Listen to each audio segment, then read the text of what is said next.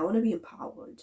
I want to walk in freedom, and I want to walk in the fullness of who I am in God, so that I can give that gift to the next generation, so that I can give that to other younger women.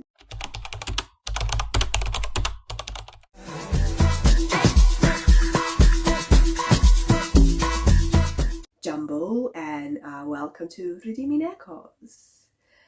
Last time I shared the first part of the poem that was Beauty for Ashes in the Hands of Hope, and it was to do with obviously being that seed that is hidden in darkness, and that whole process of being lost. And yes, hopefully you did listen to that, because today is the second part of that.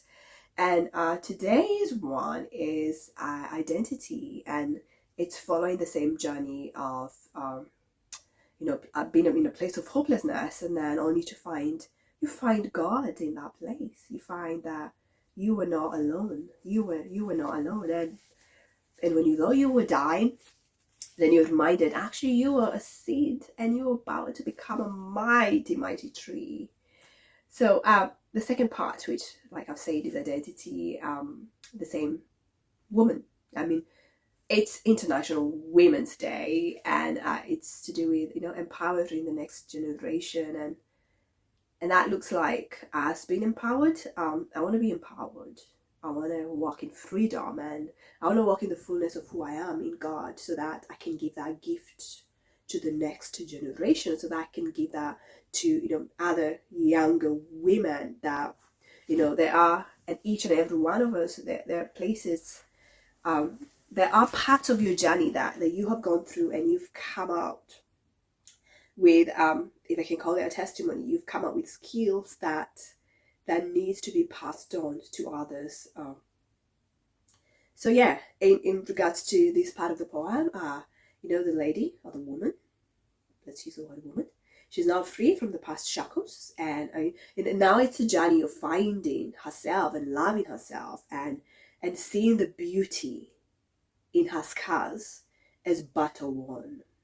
And this is my journey as well. Like, I know I wrote this probably a decade or so ago, when I was going through my own my own stuff, if you might call it that way. But it was more of desiring to heal, and to love who I am, because I think I did talk about loving ourselves so that we can love others.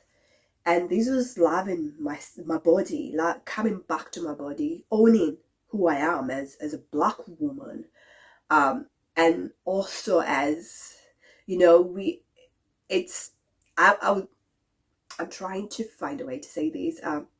Obviously we do, we quote that we are, and we are the sons of Yahweh, and we are beautifully and wonderfully made.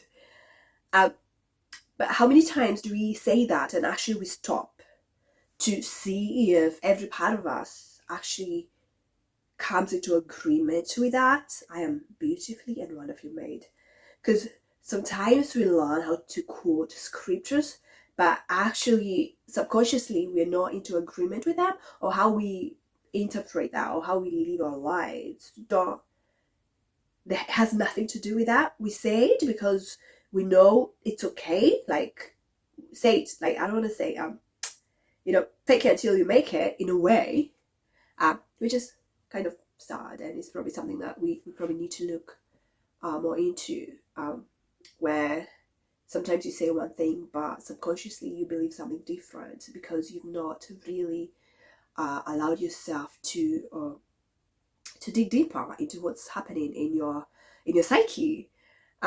And God wants us to walk in full freedom of what that looks like, and because it's His desire that we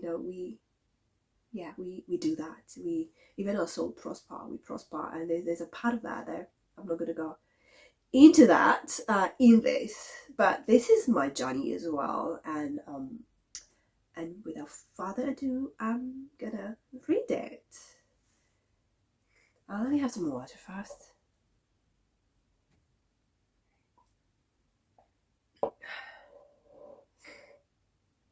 Time freezes. She danced. Winds beneath her wings, she moves, she lives. Watch her dance, or rather become the dance. For a long time, she was defined by everyone else but herself.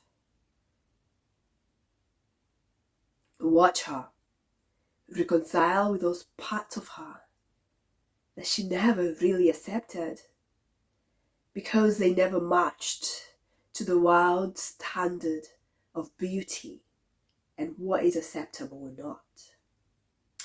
In a skin-segmented society, worshippers of appearance, she forgot the divine God that danced in her melanin.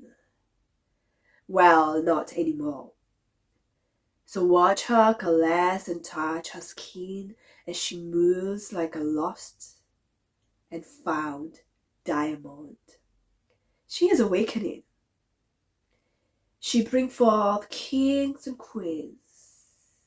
So now watch her move and shake the earth beneath her with realization that all creation groans in anticipation of her awakening to her identity in Christ.